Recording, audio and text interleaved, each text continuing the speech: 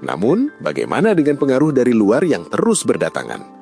Bagaimana Bali menghadapi tekanan dari kesultanan-kesultanan besar di Jawa yang mulai mengincar wilayah-wilayah di timur?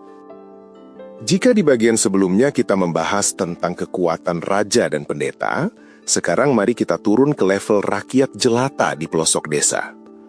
Mengapa Islamisasi gagal merambah ke rumah-rumah petani dan penduduk biasa di Bali?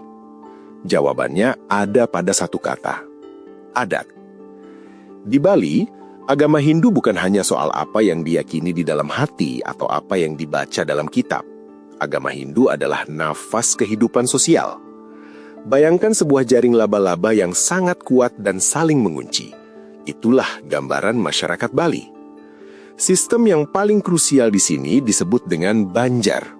Banjar adalah organisasi masyarakat tingkat desa yang sangat solid.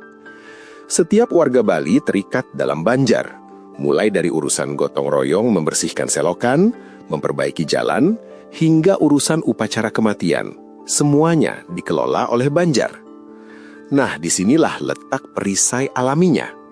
Di Bali, aturan adat dan ritual agama Hindu sudah menyatu seperti kopi dan gula, tak bisa dipisahkan. Jika seseorang ingin berpindah agama, misalnya masuk Islam, ia tidak hanya sekedar mengganti cara beribadahnya. Secara otomatis, ia akan terlepas dari ikatan Banjarnya. Kenapa itu menjadi masalah besar bagi orang Bali saat itu? Sebab, jika seseorang keluar dari Banjar, ia kehilangan hak suara dalam rapat desa. Ia tidak akan dibantu saat mengadakan upacara keluarga.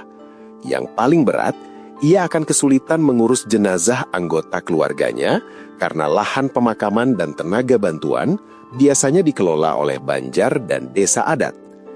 Selain Banjar, ada juga sistem Subak, organisasi pengairan sawah yang legendaris. Subak bukan sekedar urusan air, tapi juga urusan ritual di pura-pura sawah, Pura Ulundanu.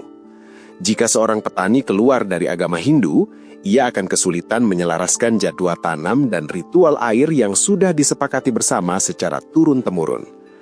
Jadi, tekanan untuk tetap memeluk Hindu di Bali bukan hanya datang dari ancaman fisik, melainkan dari kebutuhan hidup bermasyarakat. Biaya sosial untuk berpindah agama saat itu dirasakan terlalu mahal. Seseorang mungkin akan dikucilkan atau harus meninggalkan kampung halamannya jika ia memutuskan untuk memeluk agama baru. Ini adalah benteng keenam, integrasi sosial yang sempurna. Di tempat lain, seseorang bisa tetap menjadi bagian dari desanya, meskipun ia berganti agama.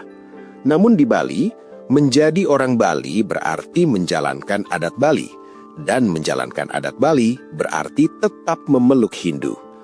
Inilah alasan mengapa meskipun para pedagang Muslim sering singgah di pelabuhan-pelabuhan Bali seperti Buleleng atau Jembrana, pengaruh mereka sulit sekali merembes naik ke desa-desa di pegunungan. Masyarakat sudah merasa aman, nyaman, dan terlindungi di dalam jaring-jaring adat mereka sendiri.